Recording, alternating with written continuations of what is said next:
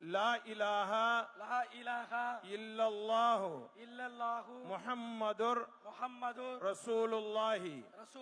اللهم صل على محمد وعلى آل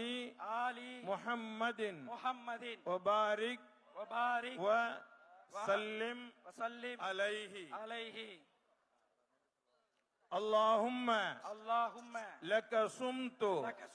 وبك آمنت وعليك توكلت وعلى رزقك أفطرت فتقبل مني يا الله உனக்காகவே நோன்பு நோற்றோம் உன்னுடைய அருளாலேயே நோன்பை திறக்கின்றோம் எங்களுடைய நோன்பை